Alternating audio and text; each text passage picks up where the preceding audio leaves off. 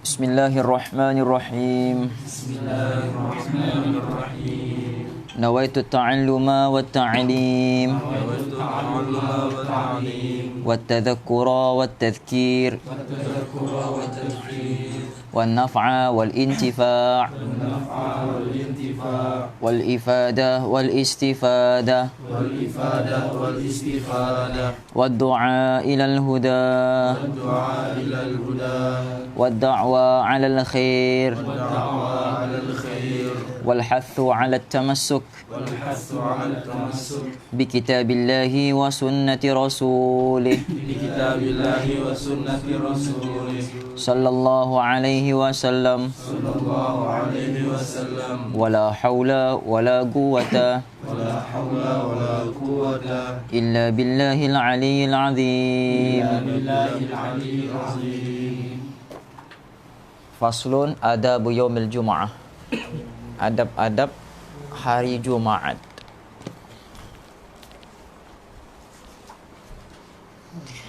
Qala al-musannifu rahimahullahu ta'ala wa nafa'na bihi wa bi'ulumihi fid dharain amin. Allahumma amin. Ketahuilah olehmu bahawa hari Jumaat itu adalah hari raya bagi orang Islam. Seperti mana orang Yahudi hari-hari raya mereka hari Sabtu dipanggil Yaumus Sabat, dan orang Kristian hari raya mereka hari Ahad, dan orang Islam perayaan mereka adalah hari Jumaat. Sayyidul ayyam yaumil Jum'ah. Kata Nabi bersabda, penghulu hari itu adalah hari Jumaat. Wala taqumus sa'ah hatta yaumil Jum'ah. Dan tidak akan berlaku hari kiamat itu melainkan pada hari Jumaat. Jadi hari Jumaat ni banyak dia punya kelebihan, dan banyak peristiwa-peristiwa dalam Islam yang berlaku pada hari Jumaat. Faham? Penciptaan Adam hari Jumaat, dikeluarkan Adam daripada syurga pada hari Jumaat. Mafhum ni? Banyak kisah-kisah pada hari Jumaat. Dia asalnya hari Jumaat ni dipanggil sebagai Yaumul Arubah. Hari orang Arab membesarkan diri. Orang-orang Arab pada zaman Nabi terbagi kepada 3 golongan. Yang pertama sekali dipanggil sebagai golongan tujar. Golongan tujar itu jamak. Okey, dia punya mufradnya golongan apa? Tajir. Golongan tajir ni maknanya golongan peniaga. Orang yang berdagang, orang yang berniaga. Okey, golongan tujar. Yang kedua, golongan sahir. Penyihir. Okey. Dan yang ketiga golongan kahin, bomo-bomo, dukun-dukun. 3 golongan ini yang menguasai zaman baginda SAW pada waktu itu. Sebelum Nabi menjadi Rasul lagi, memang 3 golongan ini sudah menjadi golongan yang apa dipanggil? Majority di dalam waktu itu. Jadi mereka ni saling berentap antara satu dengan yang lain. Mereka akan berentap daripada hari pertama sampai hari yang sampai hari yang ke-6. Mereka akan berentap. Syekh Ismail. Hari yang pertama bermula daripada hari pertama Yaumul Ahad. Kemudian hari yang kedua Yaumul Itsnain. Kemudian hari yang ketiga Yaumul Arbi'a. Kemudian hari yang keempat hari yang ketiga Yaumul Thulatha. Hari yang keempat Yaumul Arbi'a, hari yang kelima Yaumul Khamis, dan hari yang keenam sepatutnya Yaumul Jum'ah, kan? Yaumul Jum'ah, tapi waktu itu dipanggil sebagai Yaumul Arubah. Belum hari Jumaat lagi nama dia. Yaumul Arubah. Hari manusia membesarkan diri, hari manusia menonjolkan diri, hari manusia untuk membangga-banggakan diri waktu itu. Okey? Jadi yang terlibat di dalam bidang perniagaan akan berkumpul di pekan, akan berkumpul di bandar, dan waktu itu mereka saling tunjukkan perniagaan mereka. Siapa yang paling laku dia punya perniagaan. Siapa paling kaya dia punya perdagangan waktu itu. Kemudian orang-orang sihir pula akan datang pula di pekan pada hari itu untuk berlawan siapa di antara mereka yang paling hebat sihirnya. Faham? Yang kuat sihirnya, yang tak boleh dikalahkan dia punya sihir. Kemudian datang pula golongan-golongan bomoh, golongan-golongan dukun. Mereka akan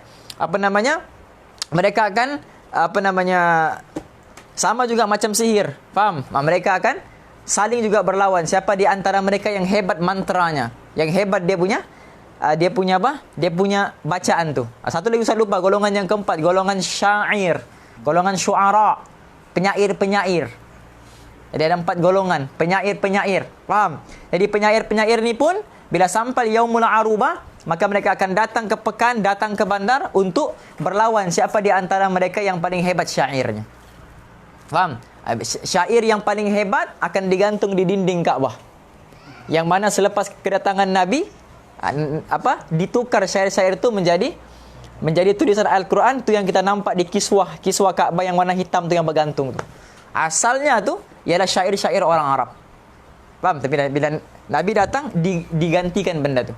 Okey? Jadi asalnya hari Jumaat ni dipanggil Yaumul Arubah.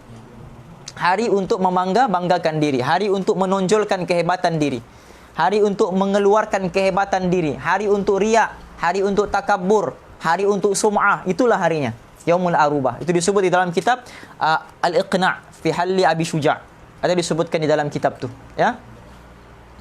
Bila mana Nabi datang, Nabi ubah.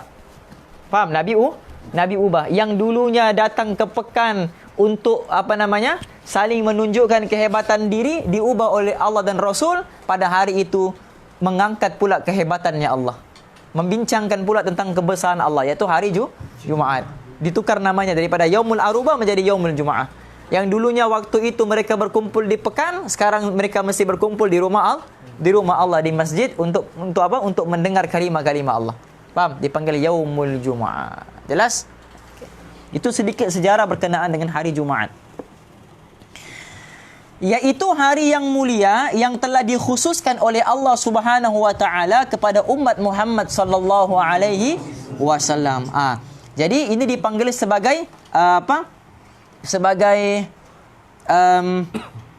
khasais, keistimewaan umat Nabi yang mendapat kemuliaan pada hari Jumaat. Okey?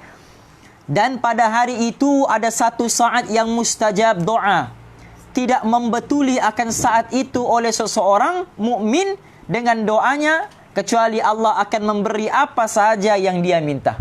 Jadi di dalam hari Jumaat ni ada satu saat ataupun ada satu waktu yang tersangat makbul dia punya waktu untuk berdoa. Doalah, mintalah apapun pada waktu itu akan dikabulkan. Nanti kita akan nampak apa hari-harinya, apa waktu-waktunya. Okey? Maka bersiap-siaplah engkau menghadapi hari Jumaat itu mulai daripada petang hari Khamis lagi. Maknanya masuk maghrib. Okey, masuk maghrib itulah permulaan hari Jumaat. Okey, itulah permulaan hari Jumaat. Ada antum mendengarkan hadis Nabi, sunat mandi pada hari Jumaat. Sebagian ulama menyebutkan sunatnya tu sebagian ulama menyebutkan bila masuk maghrib sunat sudah untuk mandi Jumaat. Faham? Maka bersiap-siaplah engkau menghadapi hari Jumaat itu mulai daripada petang hari Khamis lagi. Maka hendaklah engkau membersihkan pakaianmu dan memperbanyak mengucap tasbih dan istighfar mulai daripada petang hari Khamis. Jadi waktu itu kita sudah set baju apa mau pakai besok. Ini orang yang memuliakan hari Jumaat. Faham? Dia sudah set okey, ini kopiah untuk esok. Ini jubah untuk esok. Ini rida untuk esok. Dia sudah siapkan dia punya bekalan untuk hari Jumaat sebab dia muliakan. Macam hari raya kan? Hari raya kan besok hari raya kan, antum kan selalu walaupun antum tak puasa. Faham? Wah, baju Power Rangers sudah disediakan dengan dia punya dengan dia punya kasut berlampu-lampu, ada bunyi lagi. Faham? Kiminatarika. Kan paling banyak dibawa kan? Dibawa paling meriah kalau hari raya. Faham? Walaupun tak puasa tapi dia yang paling hebat hari raya. Faham? Banyak tu dibawa tu. Balim suka perhatikan tu. Dan terkadang ternampak juga si Kevin. Wah, di dalam ramai-ramai kumpulan yang membanggakan diri waktu itu, ya. Jadi macam hari raya, besok hari raya, malam tu kita sedia sudah. Macam tu sebabnya hari Jumaat. Jumaat ni hari raya bagi orang Islam. Hari Jumaat, setiap hari Jumaat adalah hari raya bagi orang Islam. Sebab tu kerajaan Kelantan, Terengganu ni bagus cutikan pada hari Jumaat, kan? Macam kita Ahad baru cuti, kan? Ada orang hari Jumaat baru cuti. Ngamlah jadi hari Ahad bekerja. Ahad kan makna satu. Jadi hari pertama pekerjaan. Faham? Jadi gitu. Okey. Jadi siap sudah kita punya tasbih, ini selipar kita yang kita mau pakai besok, faham? Siap sudah semua. Okey? Maka hendaklah engkau membersihkan pakaianmu dan memperbanyak mengucap tasbih dan istighfar mulai daripada petang hari Khamis, kerana masa itu sudah menyamai kelebihan hari Jumaat.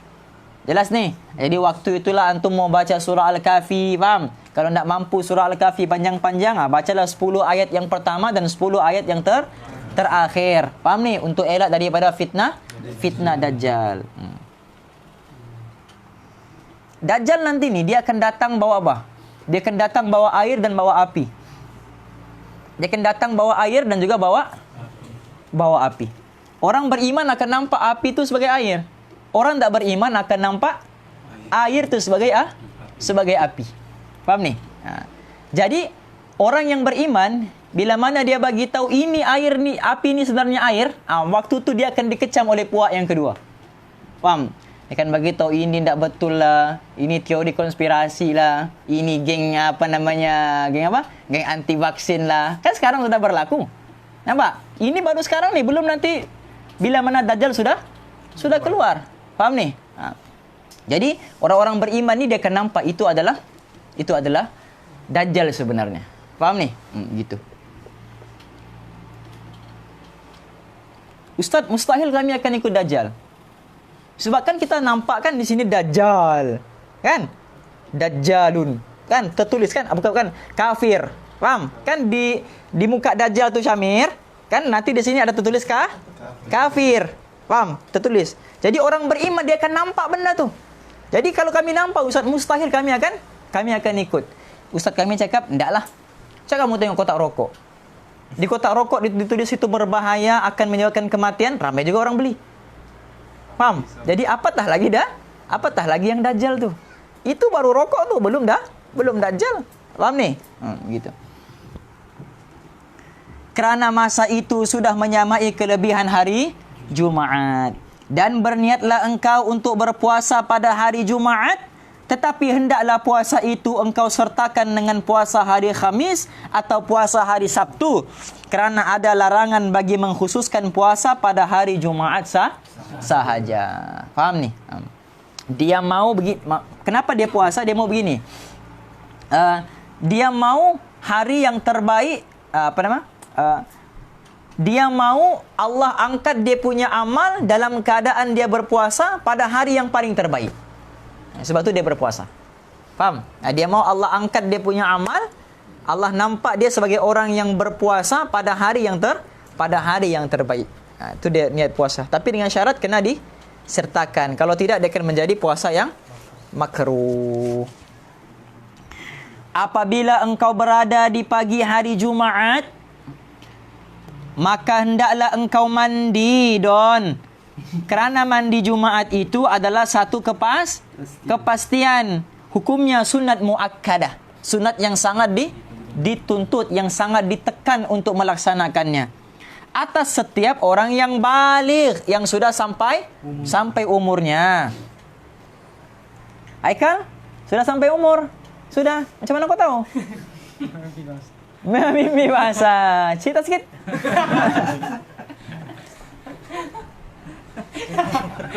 Siapa kau trap?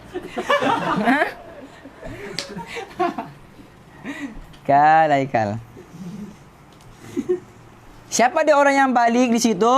Orang yang diwajibkan sembahyang Jumaat. Dan bersungguh-sungguhlah engkau di dalam menyucikan badanmu dengan mencukur bulu-bulu arimu mazlan.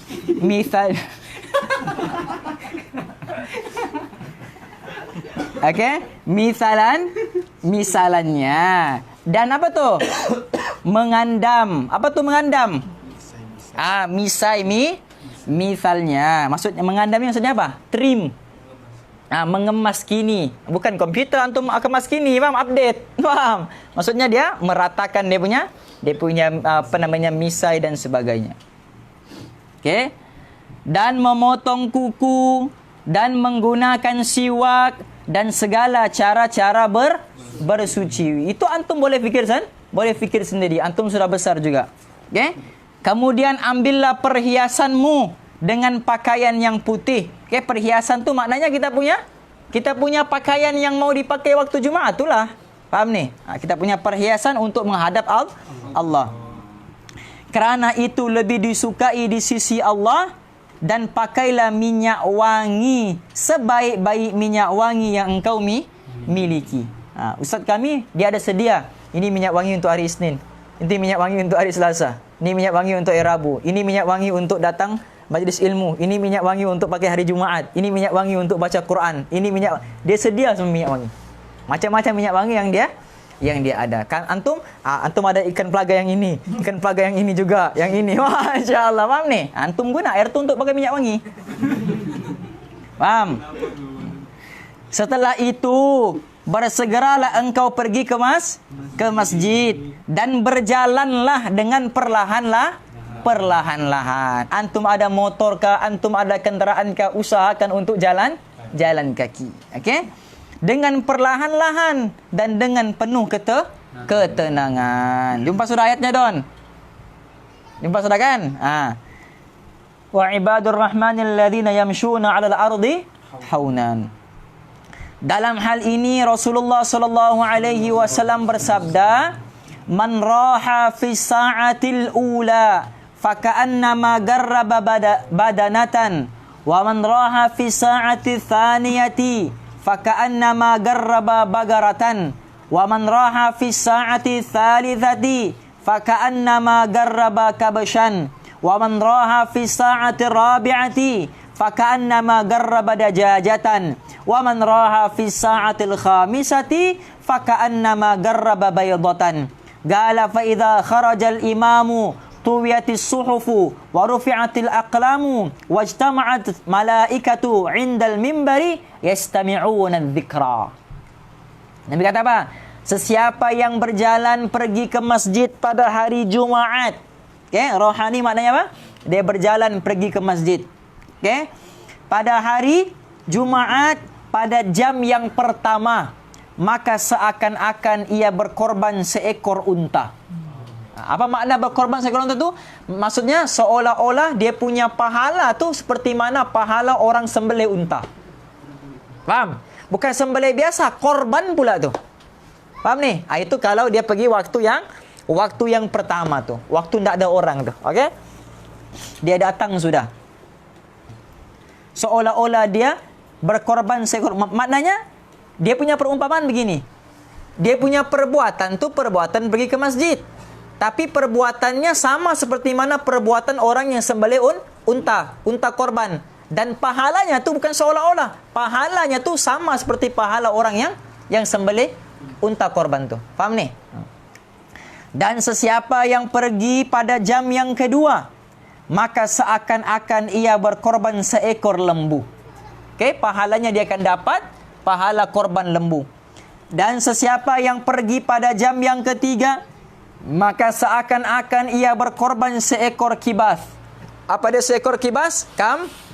Kambing biri-biri. Okey. Dan sesiapa yang pergi pada jam yang keempat, maka seakan-akan ia berkorban seekor ayam. Adakah orang korban ayam? Kalau ikut hukum hakam fik, ada tak orang korban ayam? Orang korban ayam. Korban ni mesti kaki berapa? Kaki 4. Ayam kaki berapa? 2. Faham ni? Sayyidina Umar Al-Khattab bila mana ditanya dia berapa ekor kaki unta, di waktu tu dia naik unta ke kuda? Kuda. Waktu tu dia naik kuda. Jadi sahabat tanya, berapa ekor kaki kuda? Sayyidina Umar turun, kira 1, 2, 3, 4. Baru dia beritahu 4.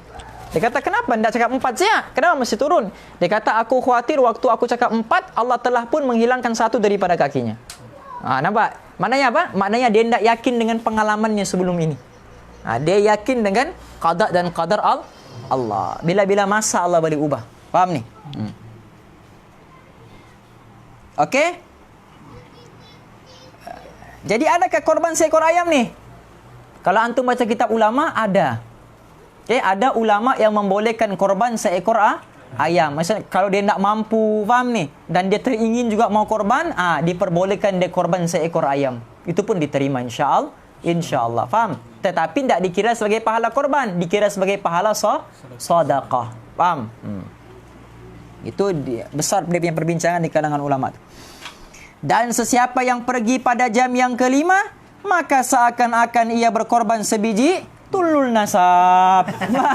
Betul? Tulul.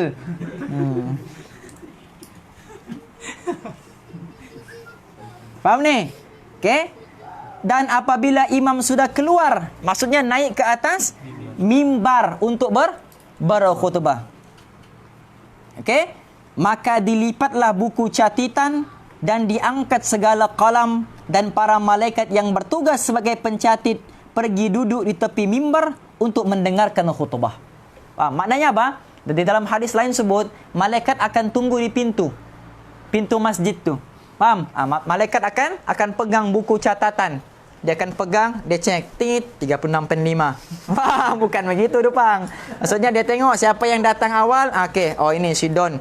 Lembu. Bukan dia lembu, faham ni? Dia punya pahala. Misal, okey? Datang. Syamir, tulul. Faham?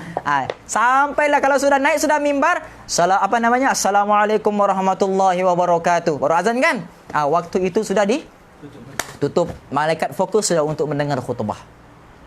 Faham ni? Begitu. Wa yastami'una dzikra.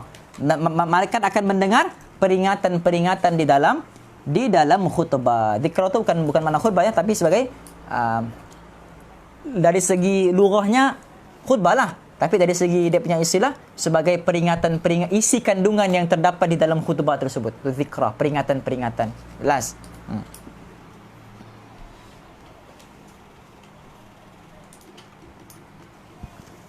Tapi dalam riwayat yang lain ada juga disebut sebagai 6. Yang ini 5 saja kan? 5. Ada juga yang ke-6. Okey? Yang ke-6, yang telur tu pergi nombor 6, yang ke-5 tu siapa yang datang pada masa yang pada jam yang ke-5 seolah-olah dia berkorban seekor burung. Seekor burung. Itu riwayat yang lain.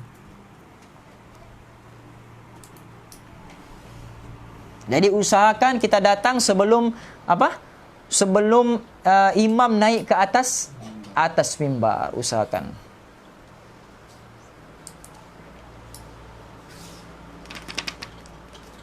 Okey. Dan ada diriwayatkan bahawasanya qadar hampir seseorang hamba ketika melihat Allah pada hari kiamat nanti adalah berdasarkan kepada qadar segeranya orang itu pergi ke masjid. Nampak pada hari Jumaat tersebut. Okey. Maknanya apa? Maknanya makin cepat dia datang ke masjid, maka dialah orang yang paling cepat akan melihat wajahnya Allah di hari akhirat. Faham? Antum fikir begini je. Nabi Yusuf ni orang nampak pun sampai putus orang punya jari. Nabi Muhammad ni orang nampak sampai jatuh cinta. Faham ni? Bagaimana pula pencipta Muhammad? Bagaimana pula pencipta Nabi Yusuf?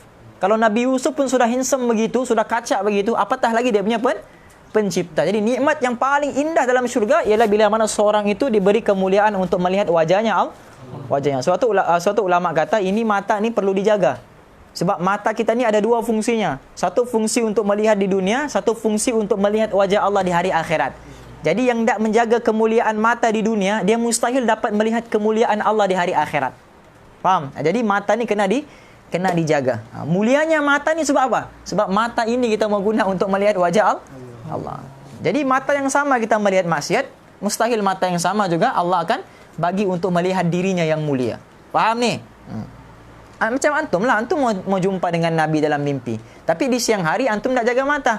Faham? Scroll Instagram, scroll Facebook, macam-macam aurat antum akan nampak. Cuba antum berhenti main Facebook 1 bulan, berhenti main Instagram 1 bulan, berhenti lihat tengok benda-benda yang aurat. Mustahil tidak akan bermimpi jumpa Nabi sebab mata antum sudah terjaga daripada melihat perkara-perkara yang tidak elok.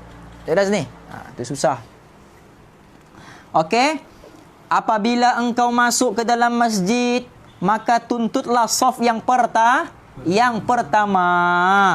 Tetapi jikalau orang sudah ramai, maka janganlah engkau melangkahi bahu-bahu mereka. Ini disebut di dalam hadis. Okey, hukumnya tidak boleh kita kalau ada sudah orang di depan kita pergi langkah dia punya dia punya bahu. Misalnya soft pertama sudah penuh, soft kedua sudah penuh. Faham ni? Soft ketiga sudah penuh. Kita di soft keempat.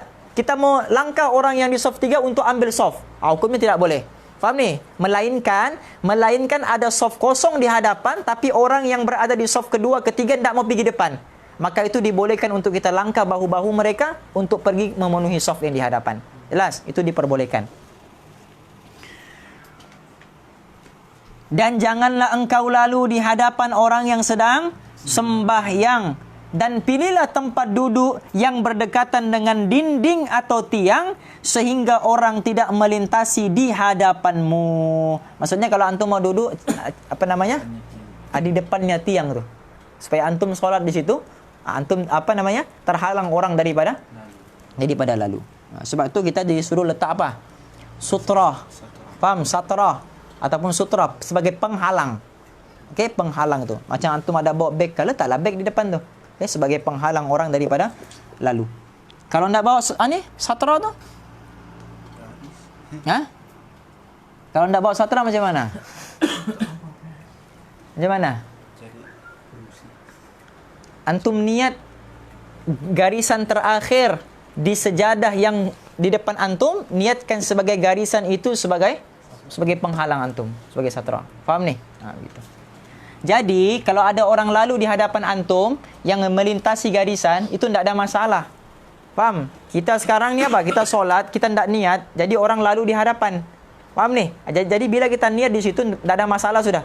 Sebab kita niat di situ kita punya. Ya, jadi masalah bila kita tidak niat, kita punya itu kita punya satra penghalang. Jadi, kalau orang lalu di depan, itu pun termasuk juga. Faham? Sehingga orang tidak melintas di hadapanmu, dan jangan engkau duduk di dalam masjid itu kecuali setelah engkau kerjakan sembahyang sunnat tahiyatul masjid. Apa hadis Nabi sebut? Idza jaa ahadakumul masjida, apabila kamu datang ke dalam masjid, au imamul yakhtub, au qad kharaj, ataupun kamu datang ketika imam sedang berkhutbah, au qad kharaj, ataupun ketika imam sedang naik di atas mimbar untuk mulakan khutbah, fala yajlis hatta yusalli raka'atain. Janganlah engkau duduk melainkan solat sunat 2. Jadi waktu imam tengah khutbah tu pun masuk sembayang. Tapi sembayang waktu tu antum jangan terlampau bertakwa sangat, lama betul. Di situlah baca Al-Baqarah. Faham ni? Tak payah. Secepat yang mungkin, seringkas yang mungkin. Faham ni? Tapi kena jaga juga dia punya tomak nina. Jelas? Yang simple-simple saja antum buat. Sebab apa? Sebab fokus utama kita apa? Untuk mendengar peringatan tersebut, khutbah tu. Okey?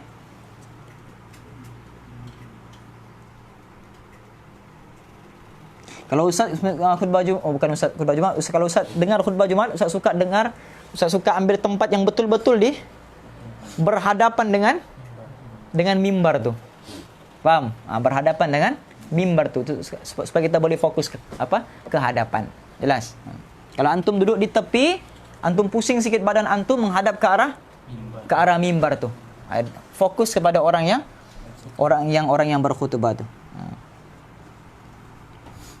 Lagi best kalau anak murid yang sedang khutbah. Faham? Sengaja kita duduk di situ. Nampak kita punya muka. Wah, jadi dia boleh lupa apa yang dia mau sampaikan. Di situlah antum boleh buat muka-muka hodoh, kasi ketawa dia. Faham? Try lah Nawi. Mananya tadi? Dan yang lebih baik hendaklah engkau kerjakan sembahyang sunat tahiyatul masjid itu 4 rakaat. Tapi kalau imam sedang khutbah, jangan 4 rakaat, 2 rakaat saja. Ini ketika sebelum orang ramai lagi. Faham? Sebelum mula khutbah lagi. Ini. Maksudnya antum datang awal tadi. Okey? Kecuali setelah engkau kerjakan sembahyang sunat tahiyatul masjid, dan yang lebih baik hendaklah engkau kerjakan sembahyang sunat tahiyatul masjid itu 4 rakaat, dan engkau baca pada setiap rakaat selepas surah Al-Fatihah akan surah Qul huwallahu ahad 50 kali. Kerana disebutkan dalam sebuah hadis bahawa sesiapa yang mengerjakan yang demikian itu, maka ia tidak mati kecuali dia melihat tempatnya yang disediakan oleh Allah di dalam syurga. Okey? hadis rawahu Daruqutni dalam kitab Gharaib Malik wa qala la yasih. Maksudnya tidak sahih hadisnya.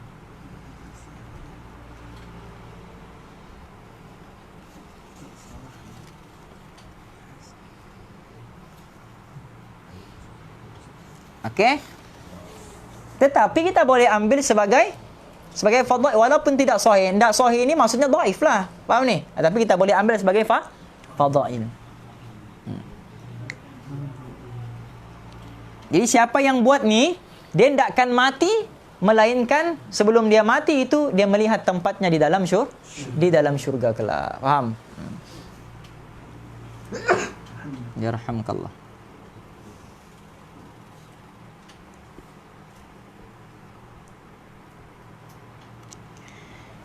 Dan jangan engkau tinggalkan sembahyang sunat tahiyatul masjid ini walaupun imam sedang membaca khutbah. Jadi ringkaskan ya. Dan disunatkan pula engkau sembahyang 4 rakaat sembahyang sunat mutlak selepas tahiyatul masjid tu. Okey? Dan engkau baca pada rakaat yang pertama akan surah Al-An'am. Surah ke berapa tu? 6. Dan pada rakaat yang kedua surah Al-Kahfi. Surah Al-Kahfi surah yang ke 18. Dan rakaat yang ketiga surah Taha. Surah yang ke 20. Dan pada rakaat yang keempat surah Yasin. Surah ke 36. Dan jikalau engkau tidak mampu membaca surah-surah ini, maka hendaklah engkau gantikan dengan surah Yasin atau surah Ad-Dukhan atau surah Alif Lam Mim Sajadah dan juga surah Al-Mulk. Yang dia sebut ni pun macam tak mampu je kita buat. Faham? Ingatkan kalau tak mampu baca surah pendek. Rupanya Ad-Dukhan, Sajadah. Dan jangan engkau tinggalkan membaca surah-surah ini pada malam Jumaat, maka kelebihannya tersangat banyak. Okey? Ad-Dukhan ni, baca surah Ad-Dukhan ni nanti kita akan terhindar daripada dukhannya hari akhirat nanti, sebelum kiamat nanti. Kan nanti ada dukhan. Okey? Akan terhindar daripada dukhan.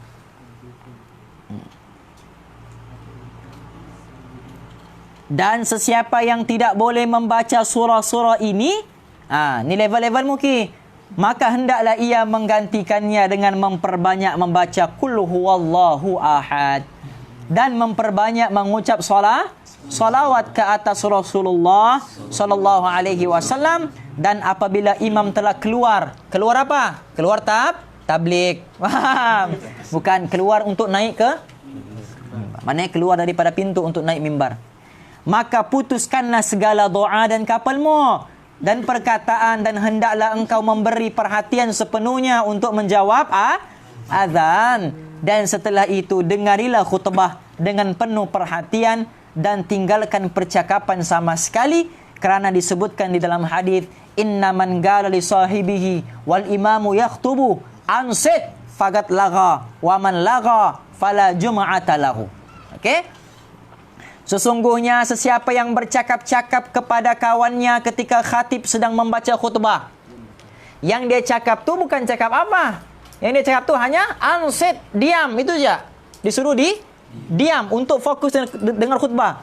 Maka orang itu telah sia-sia. Dan sesiapa yang sia-sia bermakna ia tidak mendapat pahala Jumaat. Faham? Kita dilarang mengatakan diamlah kamu, kerana perkataan diamlah kamu itu dikira satu percakapan. Jangan kata percakapan. Zaman Nabi dulu ada orang main batu. Kan zaman Nabi mah ada muzik macam kita kan. Pasir-pasir, batu-batu. Yang main batu-batu pun itu pun dilarang oleh Nabi. Sebab mengganggu kekhusyukan untuk mendengar khutbah. Faham ni? Sayyidina Umar Al-Khattab, bila mana dia nampak ada orang bercita-cita di dalam masjid dengan suara yang kuat. Faham? Sayyidina Umar dia tak tengking walaupun dia tegas. Dia nak kata, "Oi, diam." Dah. Sayyidina Umar pun hormat kemuliaan masjid. Apa yang Umar buat? Radhiyallahu anhu. Dia ambil batu, dia lempar orang depan. Orang depan. Supaya apa? Jadi bila orang tu nampak, Sayyidina Umar. Sebab apa? Sebab dia pun nak bercakap-cakap hal dunia di dalam masjid. Itu Sayyidina Umar. Dia antum nanti datang bawalah Pergi sembang Jumaat ke apakah sembang masjid, bawa lah beg, faham? Letak batu bata dalam tu. Wah, sengaja lagi dicari orang yang bising. Ngam-ngam pula imam tu. Faham? Apa lagi? Baling.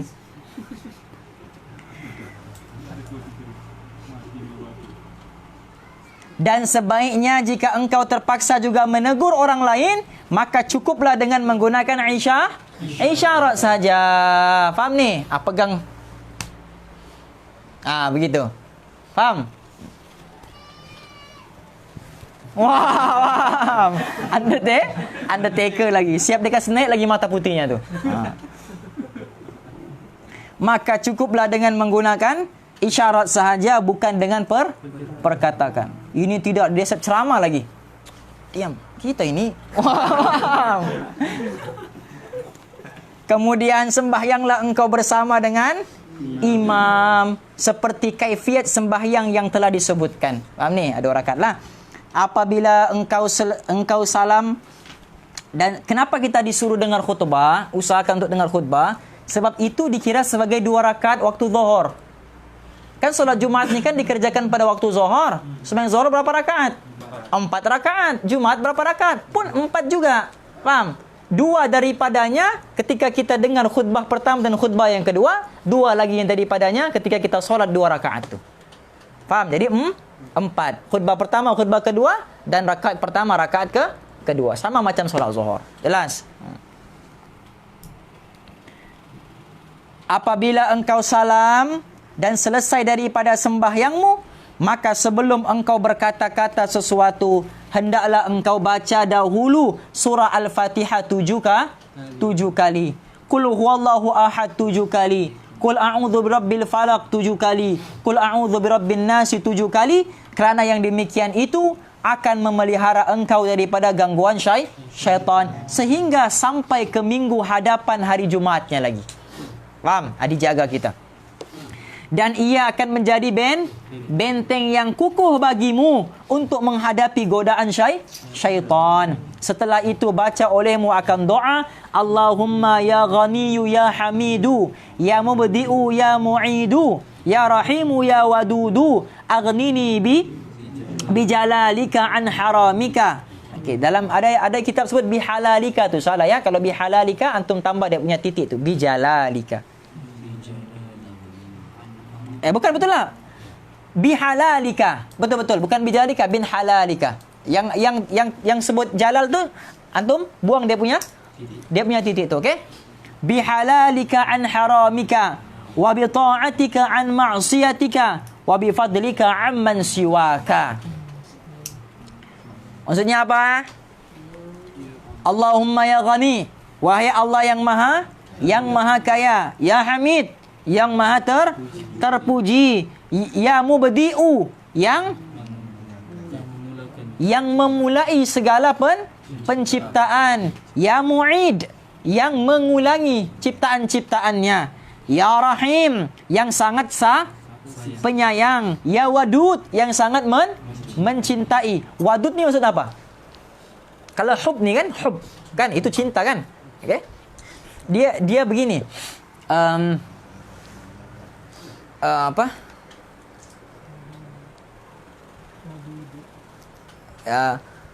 Hub itu cinta, syauq itu rindu. Syauq itu rindu. Okey? Gabungan daripada dua ni dipanggil wadud. Ya Wadud, yang mencintai dengan kerinduan. Faham? Dia cinta dengan kerinduannya. Itu ni ya Wadud, yang sangat mencintai dengan segala kerinduannya. Kenapa? Aikal. Aku wadud sama kau. Oh, faham, tak sesuai. Faham? Tidak sesuai Aikal. Aghnini bihalalika an haramik. Kayakanlah aku dengan rezekimu yang halal, bukan dengan yang haram. Kenapa dia kena doa begini? Sebab kan dalam Quran sebut apa? Musalah fantashiru fil ardi wabtagu min fadlillah, kan min rizkillah. Min fadlillah. Carilah rezeki Allah ataupun kelebihan-kelebihan yang Allah berikan. Kan selepas sembahyang Jumaat kita disuruh bertebaran untuk mencari rezeki. Jadi dia doa begini, ya Allah, berikanlah aku rezeki yang halal, kayakanlah aku dengan yang halal, dan jauhi aku daripada yang haram. Dan wa bi ta'atika an ma'siyatik, dan rezekikanlah aku untuk sentiasa taat kepadamu, bukan bermaksiat kepadamu.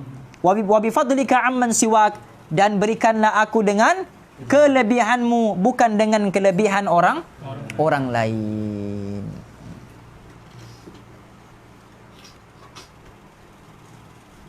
Okey. Selepas sembahyang Jumaat, hendaklah engkau sembahyang sunat ba'diyah Jumaat 2 rakaat atau 4 rakaat atau 6 rakaat, dan engkau perbuat yang demikian itu 2 rakaat sekali salam, maka telah diriwayatkan yang demikian itu daripada Rasulullah sallallahu alaihi wasallam di dalam beberapa cara yang berlainan. Kemudian hendaklah engkau duduk di dalam masjid sehingga sampai waktu maghrib. Faham? Ini kalau kita tidak ada buat apa-apa lah ni. Faham? Okey? Duduk sampai waktu maghrib. Atau sekurang-kurangnya sampai waktu asar. Dan hendaklah engkau pandai menanti saat yang mustajab doa itu, kerana saat itu dirahsiakan oleh Allah pada sepanjang hari Jumaat. Jadi macam mana kita mau tahu ni Ustaz? Bila hari? Kita kumpul hadis-hadis tentang waktu-waktu yang waktu-waktu yang mustajab. Apa hadisnya? Misal hadis tidak akan ditolak doa orang yang orang yang berdoa ketika azan, waktu azan dan juga iqamat. Jadi kata para ulama, waktu yang paling terbaik ialah waktu orang sedang berkhutbah. Itu tu. Waktu itu yang paling terbaik. Sebab waktu itu waktu antara azan dan juga iqamat. Itu waktu yang paling jadi usahakan untuk berdoa waktu itu. Dan doa tu tidak semestinya antum kena angkat tangan. Orang tengah berkhutbah, antum dalam hati berdoa pun, itu pun sudah termasuk. Ataupun sebelum imam naik ke, antum memang sembahyang sunat kan waktu tu. Lepas sembahyang sunat tu doa. Ataupun lepas sembahyang Jumaat, antum pun berdoa pun tidak ada masalah juga. Jelas ni? Jadi cari kelebihan-kelebihannya di situ. Maka biarlah engkau mendapati masa itu sedangkan engkau di dalam khusyuk. Kenapa Allah rahsiakan? Sebab Allah mahu kita khusyuk dengan khusyuk yang lama. Kalau Allah bagi tahu, okey, yang makbul ni ketika khutbah yang kedua. Bermakna ketika khutbah kedua satu orang lain khusyuk, lepas tu tidak khusyuk sudah. Itu rahsia dia. Faham? Dan merendahkan diri kepada Allah. Dan janganlah engkau hadir di dalam masjid itu. Janganlah engkau hadir di dalam majlis itu akan majlis atau halaqah yang tidak berfaedah, ataupun majlis-majlis tukang-tukang cerita. Bahkan hendaklah engkau hadir di dalam majlis ilmu yang Jadi kalau ada dua majlis misalnya, ini majlis ceramah, faham? Ini majlis bacaan kitab. Okey, fardu ain kah? Kita lebih pilih fardu bacaan berkitab tu. Faham ni? Itu. Jadi ilmu yang bermanfaat. Iaitulah ilmu yang menambah takutmu kepada Tuhanmu dan mengurangkan gemarmu kepada dunia. Kerana segala ilmu yang tidak mendorong engkau meninggalkan dunia dan tidak menggemarkanmu untuk mencapai kebahagiaan yang abadi di akhirat, maka jahil daripada ilmu itu adalah lebih baik bagimu. Faham? Kalau ilmu yang kita belajar tu tidak juga boleh tingkatkan cinta pada Allah, tidak juga boleh tingkatkan cinta pada akhirat, tidak juga boleh kurangkan cinta pada dunia, maka lebih baik jahil daripada alim. Sebab dalam awal-awal kitab Bidatul Hidayah ini disebutkan apa? Sedahsyat asyaddun nasi azaban yaumal qiyamati alimun lam yanfa'hu Allahu bi'ilmi. Yang paling dahsyat siksaannya di hari akhirat ialah orang alim yang tidak bermanfaat pun ilmunya. Jadi lebih baik jahil daripada ilmu yang tidak memberi manfaat. Oleh itu, berlindunglah engkau dengan nama Allah daripada ilmu yang tidak bermanfaat. Allahumma inna nas'aluka ilman nafi'a wa rizqan thayyiban wa amalan mutaqabbala. Dan hendaklah engkau memperbanyak membaca doa ketika matahari naik dan ketika tergelincir dan ketika tenggelam dan ketika engkau mendengar iqamat dan ketika khatib naik ke atas mimbar Dan ketika orang berdiri untuk sembahyang, maka barangkali engkau menemui saat yang mustajab doa itu. Dan berusahalah sehingga engkau dapat bersedekah pada hari ini dengan sekadar kemampuanmu. Faham? Kita disunatkan sedekah hari-hari.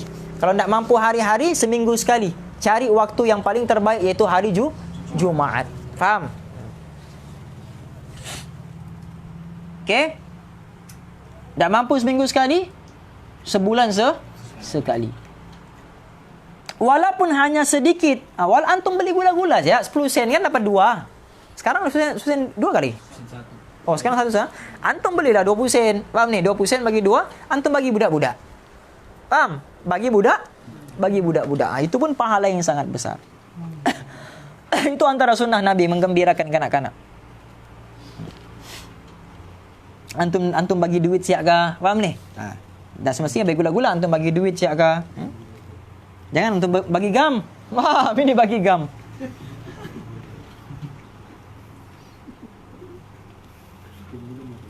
Okey, walaupun hanya sedikit, maka dengan itu bermakna engkau telah menghimpunkan pada hari itu antara sembahyang, puasa, sedekah, membaca Al-Quran, zikir, i'tikaf dan juga ribat. Apa dia ribat? Menunggu sembahyang selepas sembahyang. Faham? Jadi hari Jumaat tu banyak benda kita boleh buat itu banyak. Apa dia? Sembahyang, lagi puasa, lagi sedekah, lagi baca Al-Quran, lagi zikir, lagi i'tikaf, lagi ribat. Kan banyak tu pada hari Jumaat antum buat, kumpulkan amalan. Antum bagi makan lagi binatang, faham ni? Ambil 1 sudu gula, antum tabur di tanah, niat bagi makan semut. Wah, lagi besar dia punya.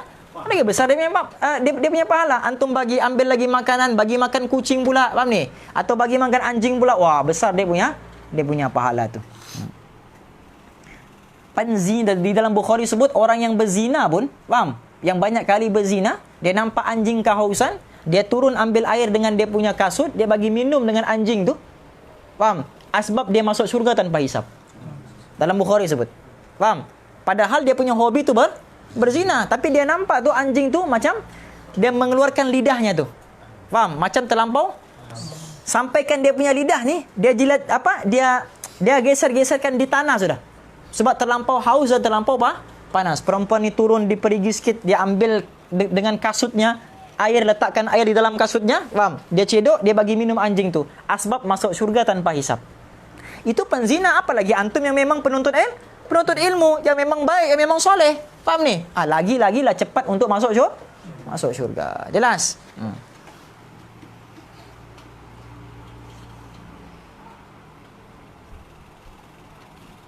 Kenapa dalam hadis tu Nabi cerita perempuan yang penzina bagi minum anjing? Faham? Dia punya kisah begini. Perempuan ni dia buat perkara yang hina. Faham? Zina. Min kabair. Kalau antum baca kitab Al-Kabair, dosa-dosa besar, zina ni termasuk dalam dosa-dosa besar yang 5 teratas ranking. Zina, ini dosa yang paling besar. Dia bagi makan pula dengan binatang yang haram. Dengan binatang yang tidak mulia pada pandangan kita. Haram kan? Hina kan? Anjing. Faham ni? Anjing. Perempuan yang hina, yang buat perbuatan yang hina, bagi makan dengan anjing yang haram. Itu pun jadi asbab masuk syurga. Apatah lagi kalau antum yang tak pernah terjebak dengan perbuatan yang hina, bagi makan pula dengan binatang yang dimuliakan oleh Nabi, kucing misalnya, itu lagi cepat antum boleh masuk surga tanpa hisap. Itu cara berfikir. Faham? Itu cara bukan maksudnya berzina, makan anjing. Oh, besok aku berzina lah. Wah, baru bagi makan anjing. Bukan begitu cara berfikir. Paham ni? Tak semestinya antum kena cari anjing. Itu dia punya apa? Bukan mukhalafah. Dia punya apa dipanggil ni? Dia punya kinayah di situ. Majas, faham? Dia punya majas tu, dia punya kiasan di situ. Faham ni? Anjing pun kalau bagi makan boleh sumber masuk syurga, apatah lagi yang dimuliakan, binatang-binatang yang itu anjing kalau dia bagi makan dengan manusia. Faham? Begitu cara berfikir.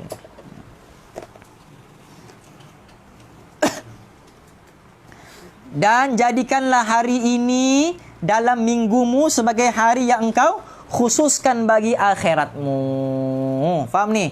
Kalau sudah satu minggu tu, misal satu minggu tu terlampau banyak bekerja, faham ni? Khususkan. Ini bagi orang-orang yang tidak terikat dengan apa namanya? Dengan kerajaan lah. Faham ni?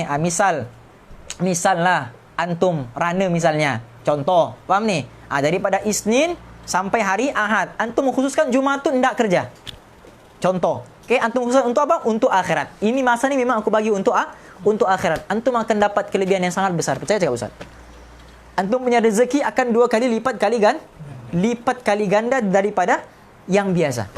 Sebab antum khususkan untuk mendapatkan akhirat, bahkan Allah akan apa? Allah akan datangkan dunia dalam keadaan hina, tunduk di hadapan antum. Kata guru kami apa? Dunia akan duduk melutut di hadapan antum di dalam keadaan hina. Ambillah aku. Dunia tu yang minta antum ambil dia. Kita sekarang kita cari dunia, tapi orang yang kejar akhirat, dunia tu Allah perintahkan untuk sujud, untuk duduk melutut di hadapannya dalam keadaan hina. Suruh ambil. Faham ni? Itu untuk orang yang kejar akhirat. Ya ibadi, tafarraq li ibadati. Wahai hambaku, luangkan masa kamu untuk aku. Amla sadaraka ghinni wa asudda faqrak. Aku akan penuhkan dadamu dengan kekayaan dan aku akan tutup lubang-lubang kemiskinan kamu. Tidak akan fakir. Faham? Begitu. Dan mana ni? Mudah-mudahan ia menjadi kifarah bagi hari-hari yang lain di dalam minggu itu. Okey? Al-umratu bil umrati wal jum'atu bil jum'ati kafaratul lima bainahuma. Umrah dengan umrah yang seterusnya, Jumaat dengan Jumaat yang seterusnya menjadi kifarah dosa kalau ada di antara dosa yang keduanya itu. Faham? Kalau antum buat umrah tahun ini misalnya, tahun ini misalnya, okey? Bukanlah tahun lalu lah misalnya. Okey, antum buat umrah tahun lalu. Kemudian tahun ini pun antum buat umrah juga. Jadi dosa antum yang selama setahun tu, yang antum tak pergi umrah tu, akan dihapuskan oleh Allah dengan umrah kamu tahun ini. Itu maksudnya. Selagi mana dia meninggalkan dosa-dosa yang besar. Faham? Jadi Jumaat yang lalu, kalau antum istiqamah buat amal, tapi ada buat dosa yang sikit-sikit, selagi mana tidak mensyirikkan Allah, tidak derhaka kepada kedua orang tua, Jumaat akan datang, semua dosa-dosa antum yang satu minggu tu akan dihapuskan oleh Allah. Okay, itu hadis Nabi. So itulah Jumaat ni dimuliakan oleh Allah. Wallahu a'lam. Jadi esok kita akan masuk di dalam bab. Ini bab yang terakhir di dalam bab yang fasal yang kedua ni ya. Ada puasa. Lepas tu kita akan masuk di dalam bab tasawuf. Bab macam mana mau tinggalkan maksiat Haikal. Okey, kau kena hadir tu. Jelas?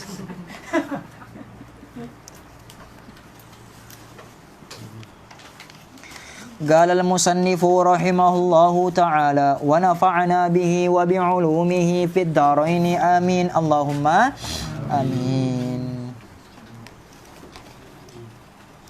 Okey. Bismillah.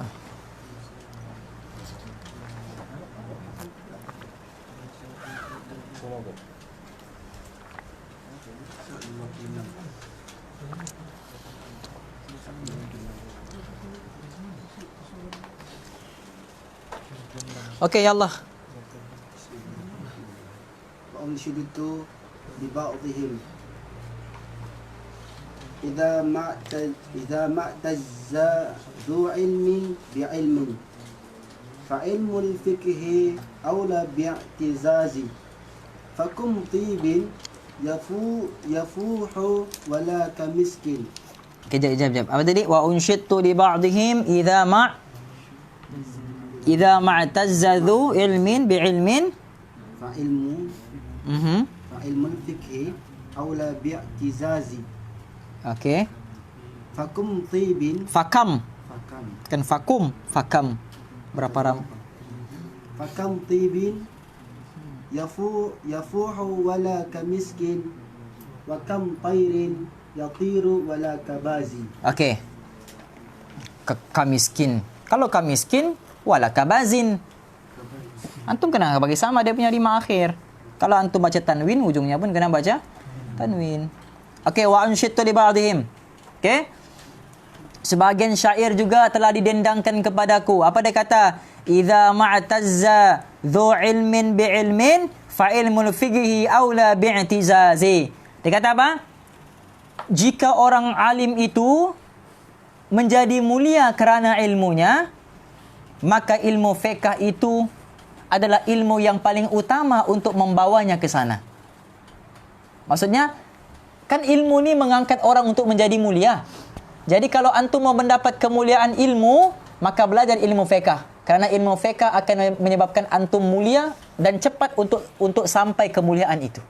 Sebab apa? Sebab ilmu fiqh ni ilmu yang diperlukan oleh umat. Yang memang tiap hari umat akan bergelumang dengan fiqh. Jelas? Fakam tibin yafuhula kamiskin. Maksudnya apa? Berapa banyak tib, berapa banyak minyak wangi yang harum, tetapi harumnya tidak semerbak seperti mana kasturi. Kan banyak minyak wangi, tapi minyak wangi yang paling sedap tetap juga kasturi. Okey? Wa kam tayrin yatirula walaka bazin.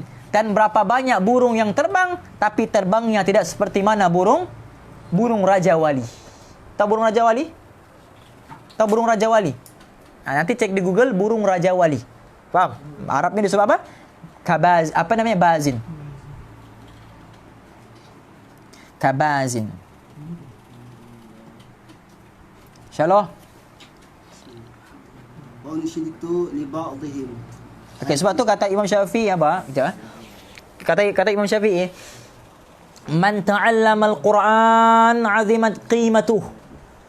Siapa yang belajar tentang Al-Quran, 'azimat qimatuh, maka agunglah kedudukannya. Faham? Sebab tu orang yang mengajar Quran ni, orang yang mengajar Quran, yang mengajar mengaji ni, faham ni?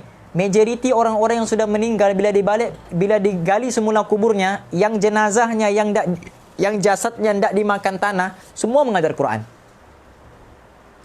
Jarang yang kita dengar orang yang mengajar hadis, orang yang mengajar fiqh, orang yang mengajar tasawuf, orang yang mengajar tafsir yang dapat kemuliaan itu.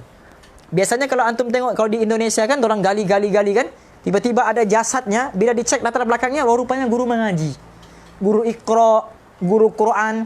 Jadi dimuliakan kedudukannya bukan setakat di dunia, tapi juga sampai akhirat. Man ta'allama al-Quran 'azimat qimatuh. Siapa yang belajar Quran, maka agunglah kedudukannya. Okey? Man ta'allama al-haditsa gawiyat hujjatuh. Dan siapa yang belajar hadis pula, gawiyat hujjatuh, maka hujahnya akan menjadi kuat. Sebab tu kalau antum berdebat dengan orang yang hafal hadis, surrender awal-awal. Faham? Surrender awal-awal. Tetap antum akan kalah. Faham? Sebab dia apa? Belajar hadis. Dia tahu hadis itu, tahu hadis ini, hafal hadis itu, hafal hadis ini. Faham? Walaupun dia salah sekalipun, dia tetap boleh ubah benda itu menjadi betul. Faham? Faham ni? Faham ya? Try lah. Okay? Kemudian yang ketiga, man ta'allama al-fiqh jazula ra'yu. Siapa yang belajar fiqh, luaslah akal pemikirannya. Faham? Okay? Luaslah akal pemikirannya. Man ta'allama al-arabiyyah. Siapa yang belajar bahasa Arab, ragga galbuh, akan lembutlah hatinya. Sebab apa? Dia belajar syair itu, belajar syair ini sampai faham Al-Quran, maka akan melembutkan dia punya hati. Itu kata Imamuna Syafi'i rahimahullahu ta'ala.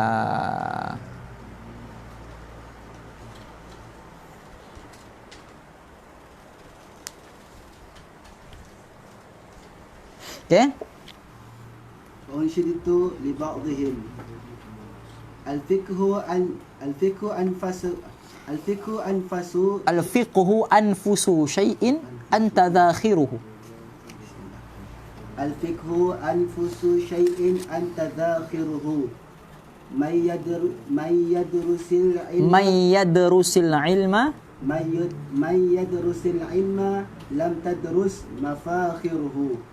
Fajhad li nafsika. Okey, dalam kitab yang lain bukan fajhad ke? Faaksib ataupun faksib. Okey, faaksib li nafsika. Faaksib linafsika ma asbahta tajhaluhu. Fa awwalul ilmi ikbalun wa akhiruhu. Okey. Al-fiqhu anfusu syai'in anta dzakhiruhu. Dia kata apa? Ilmu fiqh ni adalah ilmu yang paling termahal. Faham? Ilmu fiqh adalah ilmu yang paling termahal.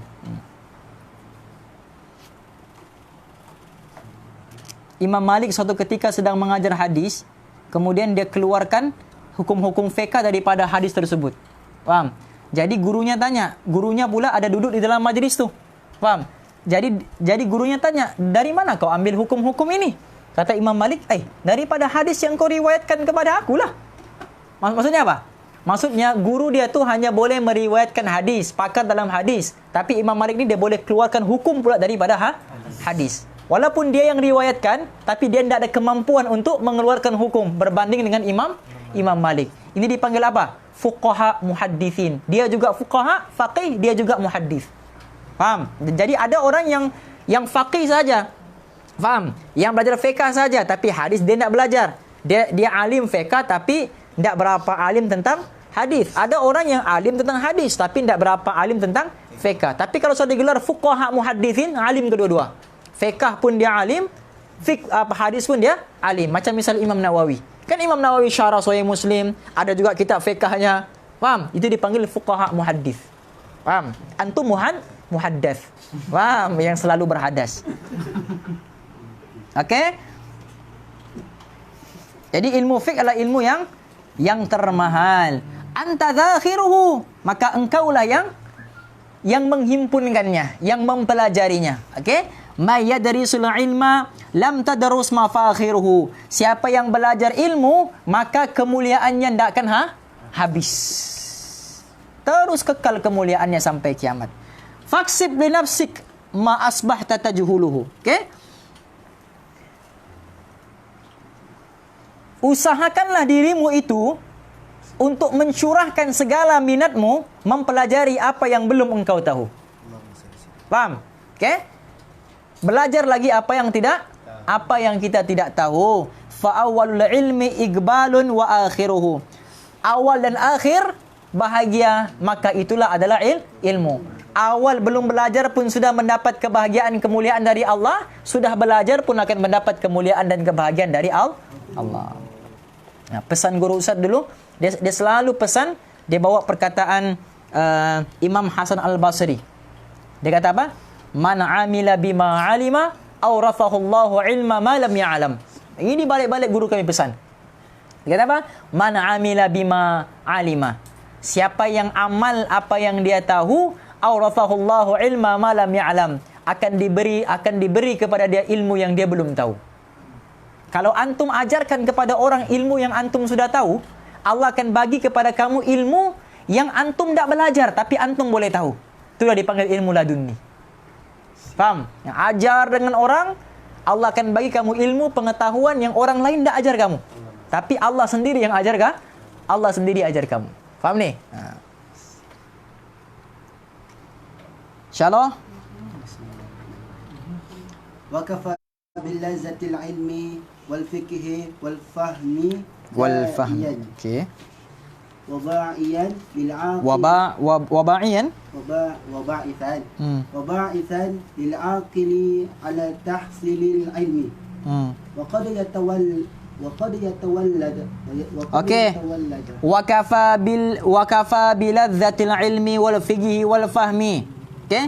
Lazatnya, betapa lazatnya ilmu itu, betapa lazatnya ilmu fiqh itu, okey? Dan berapa lazatnya kefahaman terhadap ilmu itu, da'iyan wa ba'ithan lil 'agili 'ala tahsil ilmi. Sudah cukup untuk menjadi motivasi bagi orang yang berakal untuk mencapai kemuliaan di dalam ilmunya. Faham?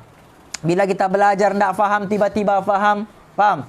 Tidak tahu kemudian tahu, susah mau faham, tiba-tiba faham, keliru tiba-tiba jelas. Faham? Itulah motivasi yang paling terbaik untuk terus di dalam belajar ilmu. Banyak benda yang kita tidak tahu kemudian kita tahu. Okey? Okey, insyaallah. Ini masuk dalam bab apa yang menyebabkan kita menjadi malas. وقد يتولد الكسل من البلغم والرطوبات وطريق Okey. تقليل Apa tadi? Wagat وقد يتولد yatawalladu. وقد يتولد الكسل من البلغم Min kathratil balghami والرطوبات warutubati wa tariqut taglilihi taglilut ta'ami. Okey. Dia kata apa? Wagat yatawalladal kasal. Okey. Sifat malas ini lahir, dia kata, min kathratil balgham warutubati. Okey. Sifat malas ni lahir puncanya daripada mana? Balgham. Terlampau banyak lendir kahak di dalam diri kita, warutubati, dan banyak cairan-cairan toksik di dalam badan. Itu penyebab malas. Okey? Terlampau banyak kahak dan terlampau banyak toksik-toksik yang benda-benda yang tak bagus di dalam badan kita. Okey? Wa tariqu taglilihi, dan cara untuk mengurangkan kahak dan mengurangkan toksik-toksik cairan-cairan yang tak bagus dalam badan kita, ini satu saja dia punya cara. Taglilit ta'am. Kurangkan makan. Ya, faham? Kurangkan makan. Okey, sebab itulah yang akan menyebabkan antum jadi malas bila banyak makan. Okey, insyaallah. قيل اتفق 70 نبيا على أن كثرة النسيان Nisyani ala anna kathratan nisyani على أن كثرة النسيان من كثرة البلغم balghami وكثرة البلغم wa kathratal balghami وكثرة البلغم balghami وكثرة البلغم من كثرة شرب الماء وكثرة الشرب wa kathrata syurbil ma'i. وكثرة شرب الماء من كثرة الأكل. Okey, tengok ni. Dikatakan, okey? Dihikayatkan. Ini lafaz apa ni? Siapa ingat? Kalau sebut perkataan qila. Kalau dalam hadis disebut perkataan qila ataupun ruwiya. Faham? Itu lafaz apa? Ha? Bukan lafaz apa? Lafaznya tu apa? Lafaz apa namanya? Istilahnya. Lafaz apa? Lafaz tamrid, lafaz berpenyakit, sirah berpenyakit. Faham ni? Okey. Tapi tidak ada masalah sebab qila dikatakan. Faham? Okey. Ittifaqa 70 nabiyan. 70 nabi sepakat. Faham? Tak tahulah kalau azun ada masuk di situ. Dalam 70 tu. Faham? Okey? Sepakat 70 nabi mengatakan bahawa anna kathratan nisyani min kathratil balghami. Okey? Banyaknya lupa disebabkan banyaknya kahak. Okey? Terlampau banyak air di dalam badan. Okey? Wa kathratil balghami min kathrati syurbil ma'. Dan banyaknya kahak bermula daripada banyaknya minum.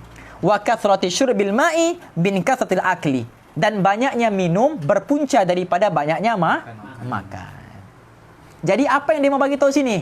Kurangkan makan. Sebab bila kurangkan makan akan menyebabkan lemah. Lemah dari segi ingatan. Faham? Okey? Insyaallah. Wal khubzul yabisu yaqta'ul balghama wa kadzalika aklu zabibi 'ala rig.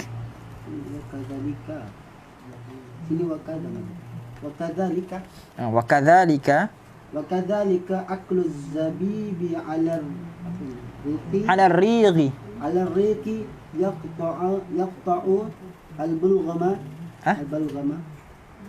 wala yukthira minhu hatta la yahtaja ila syurbil ma'i fayazid al balgham. Ada? Mana? ولا يكثر Wala yukthira minhu ولا يكثر منه حتى لا يحتاج hatta la yahtaja ila syurbil ma'i حتى لا يحتاج إلى شرب الماء fayazidul balgham. بلغم. Okey. Dia kata apa? Walau khubzul yabis yaqta'ul balgham.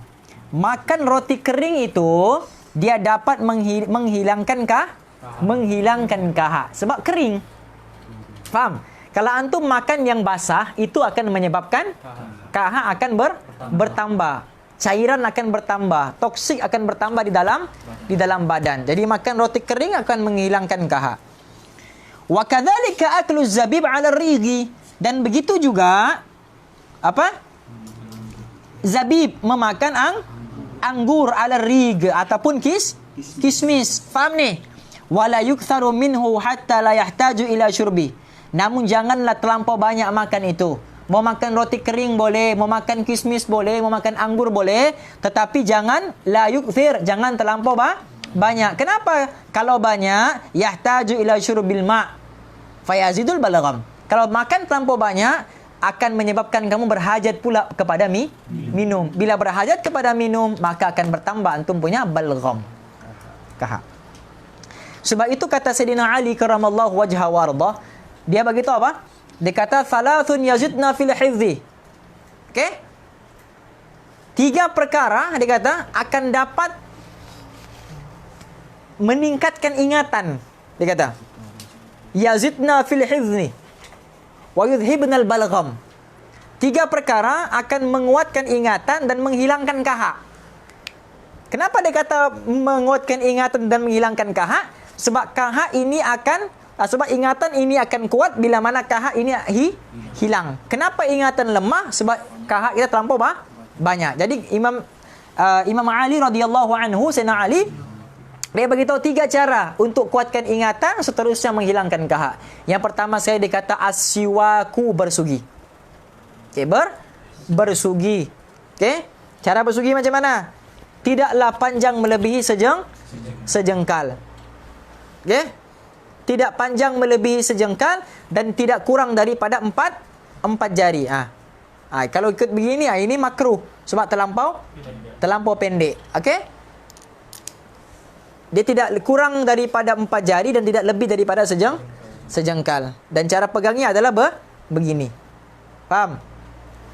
Ibu jari dengan jari kelingking di bawah, 3 jari di atas. Begini. Okey? Dan cara bentuk 8. Okey, kemudian tulan lidah begitu. Okey, dia bentuk 8. Faham ni? Sunnahnya bentuk 8. Tak kisahlah antum buat begini ke, tapi mulakan dengan bentuk 8 3 kali, baru antum mulakan ikut suka antum lah. Faham ni? Okey. Siwak yang kedua, as-shaum, banyakkan puasa sunat. Banyakkan puasa sunat. Okey. Dan yang ketiga, wa qiraatul Qur'ani, banyakkan membaca Al-Quran. Sebab antum kalau banyak bercakap, kahak tu banyak hilang. Sebab tu orang yang banyak bercakap, akhirnya dia akan minum kan? Lagi-lagi kalau macam ustaz berceramah dengan suara yang kuat, kena lagi mic yang tak kuat, antum kena guna suara yang kuat. Faham? Tak cukup tu air satu botol. Kena minum. Sebab apa? Sebab dia punya kahak tu hilang. Lendir tu hilang. Jelas? Okey? Jadi ini kata Sayyidina Ali karamallahu wajhah. Insyaallah. Wasiwaku yukli al balghama wa yazidu fi hifzi wa qasahati. Fa innahu sunnatun saniyatun tazidu fi sawabi salati wa fa innahu sunnatun saniyatun tazidu fi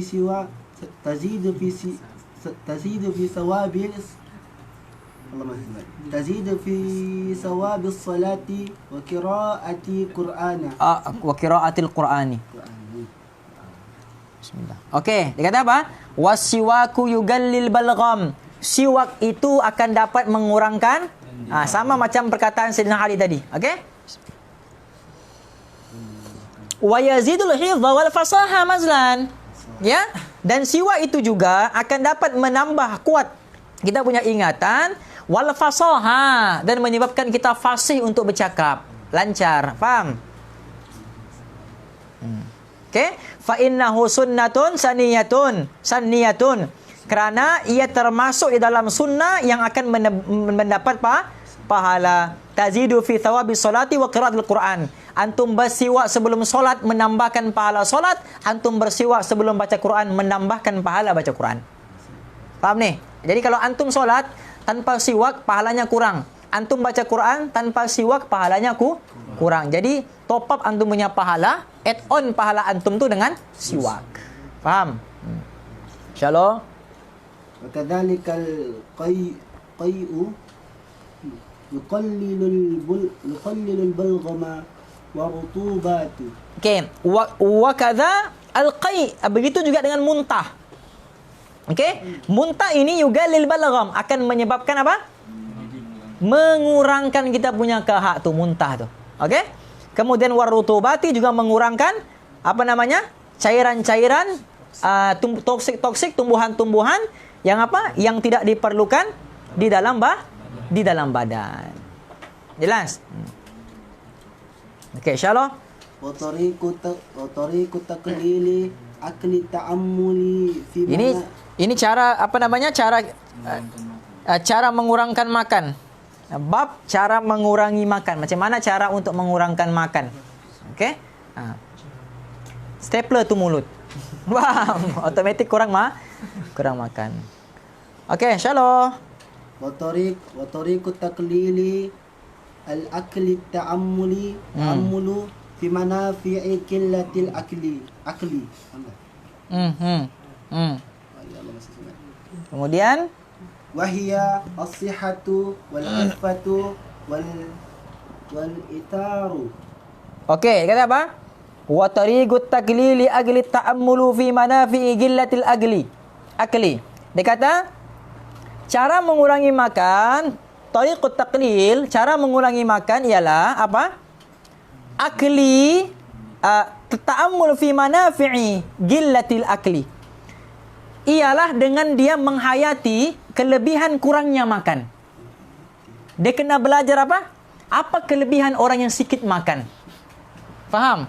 Apa keuntungan orang yang sedikit makannya itu? Dia mau minum tu kali. Okey? Kan di dalam kita tasawuf kan banyak cerita kan tentang apa kelebihan berlapar. Faham? Kelebihan berpuasa. Itu otomatik masuk dalam kelebihan kurangkan makan lah tu. Jelas ni? Okey. Hiya sihhatu wal ifatu wal ithar. Dan dia juga apa? Dia kena belajar juga apa kelebihan sehat, apa kelebihan menghindarkan diri daripada perkataan yang makanan-makanan yang haram, dan apa juga ithar, kelebihan kita bagi makan dengan orang. Insyaallah. Waqila fihi fa'arun summa arun syaqa'ul mar'i min ajli ta'ami. Tengok dia kata apa? Arun, dia kata. Thumma arun. Bukan arung. Mana syarung? Bukan, kan? Arung tu apa? Arung kalau dalam bahasa Bayau. Arung.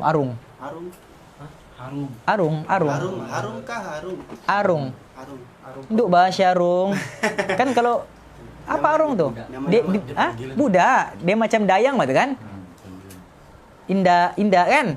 Lebih kurang begitulah. Cotok kan? Pelau lagi? Lebih kurang lah tu. Okey.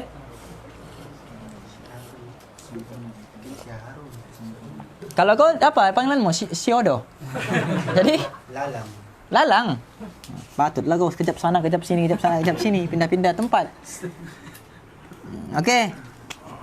Arun thumma arun. Dia kata aib dan aib, dia kata. Sangat celah dan sangat celah maksudnya. Okey. Syaga'ul mar'i min ajli ta'am. Maka manusia menjadi celah, menjadi aib kerana makan. Ya, faham ni? Kita tengok nanti, keropok nanti habiskan tak? Okey? InsyaAllah. عن النبي عليه الصلاة والسلام أنه قال ثلاثة يبغضهم الله تعالى من غير Jurmin. جرم Thalathatun yubghiduhumullahu min ghairi jurmin. الأكول والبخيل والمتكبر. Nampak ni. Dia kata apa? Daripada hadis Nabi sallallahu alaihi wasallam. Dia kata apa? Tiga orang yang dimurkai oleh Allah, tetapi dia dimurkai itu bukan sebab dosa. Kan ada orang yang dimurkai sebab dosa. Ada orang yang Allah murka bukan sebab dosa dia. Faham? Tapi sebab lain. Bukan sebab maksiat, tapi sebab lain. Yang pertama al-akulu, yang banyak makannya, pelahap. Pelahap. Orang baru makan satu kali, dia makan 3 pinggan sudah. Orang baru 1 suap, dia 3 pinggan Imran. Faham? Contoh, antum sebut nama siap tu, faham? Orang yang akul, pelahap makan. Okey? Wal bakhil, orang yang kedekut. Kikir. Okey, tai hidung masin. Faham? Okey? Kikir galang.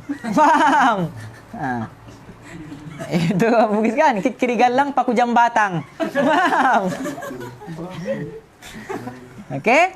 Dan yang ketiga mutakabbir, orang yang sombong. Faham ni? 3 benda ni walaupun tak berdosa tapi dimurkai oleh Allah. Jelas? Okey, insya-Allah. والتأمل في مضار كثرة الأكل وهي الأمراض وكلالة الطبع قيل البطنة تذهب فتنة حكي. Dia begini Bani. Kalau mau baca perkataan-perkataan macam mutiara-mutiara kata kan, kalau mau sedap bunyi, antum jangan baca hujungnya. Kalau dia punya huruf tu sama, jangan baca hurufnya, jangan baca dia punya baris tu. Macam ini kan dia punya perkataan ilbitnatu tudhibul fitnata. Kan enggak sedap didengar. Jadi kalau mau sedap dengar dia begini. Ilbitnah tudhibul fitnah. Baru sedap dia punya hujung tu. Baru dia jadi macam kata-kata mutiara. Faham ni? Begitu. Ilbitnah tudhibul fitnah. Begitu. Okey? Ilbitnah tu tudhibul fitnata. Kan tak sedap tu didengar. Faham? Baik. Mazlan. Okey. Wa ta'ammulu fi madarri kathratil akli. Dan juga apa? Dia kena apa? Dia kena menghayati mudarat-mudarat yang timbul hasil daripada banyaknya makan. Faham? Dia kena hayati, dia kena cek apa benda yang buruk akan datang pada aku kalau aku banyak makan. Apa penyakit yang akan timbul. Okey? Sampaikan ada pepatah menyebutkan ilbitnah tudhibul fitnah. Dia kata apa? Perut yang kenyang, kecerdasan pun hilang. Faham? Okey? Perut kenyang, kecerdasan akan sedap bahasa Melayunya juga. Jadi kalau antum kata alabitnatu tudhibul fitnata, faham? Dia akan jadi begini. Perut yang kenyang enggak ada kecerdasan. Faham? Jadi dia punya hujung tu enggak ngam, faham? Perut yang kenyang, kecerdasan pun habis. Kan enggak ngam. Kan? Jadi perut yang kenyang, kecerdasan pun hilang. Begitu. Insyaallah. Hukiya an Jalinus annahu qala ar-rumanu nafarun kulluhu. Naf'un. Ar-rumanu naf'un kulluhu. Was-samaku darru kulluhu. Was-samaki darru kulluhu. Dararun. Wasamaku dararun kulluhu. Wasamaku dararun kulluhu. Wa qalilus samaki Khairun khairun min kathirir rumman. min kathratir rummani. Dia kata apa? Ada hikayat. Okey? Daripada Jalinus. Jalinus ni siapa? Dia macam doktor lah daripada apa? Orang Yunani lah. Faham? Apa? Doktor Yunani lah, falsafah Yunani tu. Okey? Dia kata apa? Dia kata ar-rummanu naf'un kulluh. Buah delima tu semuanya bermanfaat. Okey? Wassamaku dararun kulluh. Dan ikan itu pula semua mudarat. Faham? Semua mudarat. Okey? Tapi yang dia maksudkan ni mungkin ikan di zaman dia ni. Faham? Yang apa? Apatah lagi yang zaman sekarang yang banyak pencemaran ni. Jelas? Okey? Maksudnya tidak semua ikan tu. Faham? Ada ikan-ikan yang terbaik juga. Tapi dia kata galilus samaki khairun min kathratir rumman.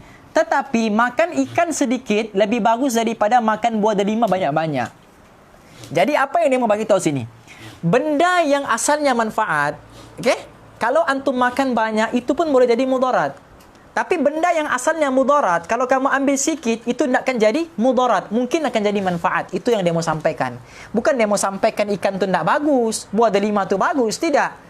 Benda yang bagus pun kalau antum banyak ambil, benda tu boleh jadi mudarat. Itu yang dia mau sampaikan. Sebab tu syair-syair ni, macam falsafah-falsafah ni, dia tidak boleh difahami secara teks. Faham?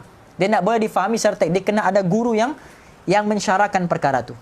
Jelas? Sebab kalau tidak diterangkan begitu, nanti antum akan buang semua ikan antum. Tak ada. Sudah di pasar si Imran menjual. Faham? Buah delima pula. Faham? Rumman, delima. Tiba-tiba. Faham ni? Jadi, dia perlu diterangkan begitu. Maksudnya di sini buah delima ni yang asalnya bagus. Tapi kalau diambil banyak akan jadi tidak bagus. Ikan yang memang asalnya tidak bagus. Kalau dimakan mentah maksudnya. Faham? Kan rumman tu kan buah delima kan dimakan mentah. Mana ada orang masak tu buah delima. Sama je macam ikan kan dimasak dulu, direbus dulu. Kalau antum makan terus begitu kan dia ada bakteria yang belum mati. Itu maksudnya. Jelas nih. Jadi kalau antum makan sedikit untuk menyebabkan antum hidup itu bagus. Tapi kalau antum makan banyak menyebabkan tidak bagus. Jelas? Okey? Wa fihi itlaful mali wal aklu. Okey, wa fihi aidan itlaful mali. Termasuk juga salah satu mudarat, okey, di dalam kes terlampau banyak makan adalah apa? Itlaful mal, menghabiskan harta yang banyak hanya sebab makan saja. Faham? Hari ini makan di restoran ini, okey? Besok makan di restoran G, besoknya makan di restoran F, faham? Besoknya makan di restoran C, faham? Tukar-tukar tempat dia. Okey? Insyaallah sikit lagi nih, baru masuk bab yang ke-6. Wal aklu fawqa sab'i darurun mahdun wa yastahiqqu bihi al-iqaba fi daril akhirati. Wal akulu Baghidun. fil qulubi. Okey. Dia kata apa? Makan selepas perut yang kenyang. Makan sampai perut kenyang. Okey, wal akla fawqa syab'i. Makan sampai kenyang ataupun makan selepas kenyang. Sudah kenyang makan lagi. Faham ni? Dia kata apa? Dararun mahdun. Memang jelas mudaratnya. Okey? Wa yastahiqqu bihil igab fidal akhirah. Dan akan menyebabkan orang yang makan sampai kenyang itu confirm akan diazab di hari akhirat. Okey? Wal akulu baghidun fil qulubi. Dan orang yang terlalu banyak makan itu pula akan dibenci dan tidak akan mendapat kasih sayang. Ialah sebab rakus. Faham? Makanlah kau rakus, makan. Faham? Sampai orang pun bacat. Insyaallah. Wa tariqut taqlili al-akli ayyakula at'amata tasammata. Mana? At'imata ayyakulal at'imata ad-dasimata.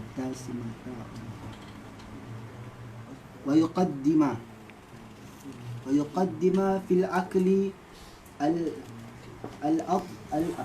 الألفة والأشهى والأشهى ولا يأكل مع الجيعان مع الجائع ولا يأكل مع جائع مع الجائع إلا إذا كان له عرض أرض كغرض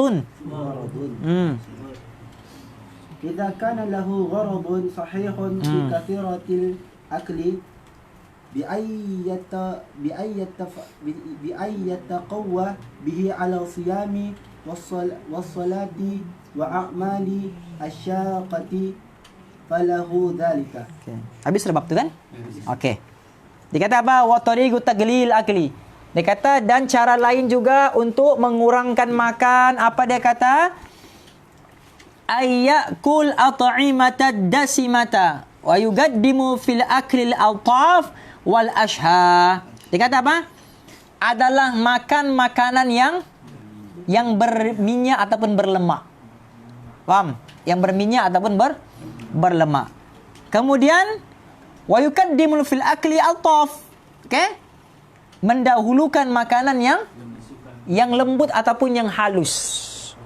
Faham? Makan yang lembut berbanding dengan makanan yang keras. Jelas ni?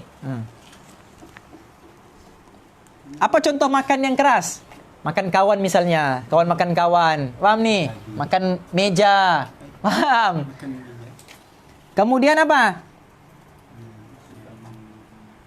Wala yakul ma'al ja'i'i. Dan jangan makan bersama dengan orang yang lapar. Sebab apa? Sebab antum kalau nampak makan orang yang lapar, antum pun terikutlah lapar. Faham? Maksudnya begini, dia ikram. Dia muliakan orang tu, dia khidmat kan? Dia orang tu lapar dah, dia pun makan sama dengan niat untuk memuliakan, makan bersama. Jadi bila orang tu banyak makan, otomatis kita pun akan jadi banyak makan. Sebab apa? Sebab kita mau menemani dia. Ini orang panggil ikram sampai tekaram. Faham? Ikram sampai tekaram. Dia niat dia bagus, tapi menyebabkan dia karam. Jelas? Jadi kalau mau makan dengan orang yang tidak terlampau lapar. Faham? Orang yang kenyang. Okey? Kecuali illa idza kana lahu gharadun sahih, kecuali ada tujuan yang baik. Misalnya kalau tidak dimakan ni dibuang ni. Faham? Jadi membajirlah pula. Faham? Jadi antum makanlah. Faham? Tapi kalau memang tak boleh sudah masuk apa semua, buang dengan niat bagi makan dengan makhluk pula. Bagi makan dengan binatang kah, bagi makan dengan semut kah, bagi makan dengan jin kah dan sebagainya. Okey? Bi ayyatagawwa bihi 'ala as-siyami was-salati wal a'mali syaghah falahu dhalik. Okey? Kecuali jika hal itu dilakukan untuk tujuan yang baik. Dia makan banyak supaya apa? Supaya dia boleh kuat puasa esok. Faham ni? Supaya apa? Supaya dia boleh berdiri lama ketika solat, baca Quran sampai 2 juzuk di dalam solat. Okey? Wal a'mali syaghah, ataupun dia melaksanakan perbuatan-perbuatan yang berat, kerja-kerja yang berat. Okey? Khidmat misal angkat beras, faham? Jadi dia kena makan banyak. Supaya apa? Supaya dia boleh kuat untuk khidmat orang. Itu dibenarkan. Jelas? Okey? Kenapa makan banyak? Supaya sedap tidurku, Ustaz. Itu tidak boleh. Falahu dzalika, maka bolehlah dibuat sedemikian. Wallahu jadi kita akan masuk nanti di dalam fasal yang ke-6 tentang hari apa yang paling bagus untuk mula belajar, apa kapasiti ataupun apa bahasa Melayu kapasiti ni? Kuantiti.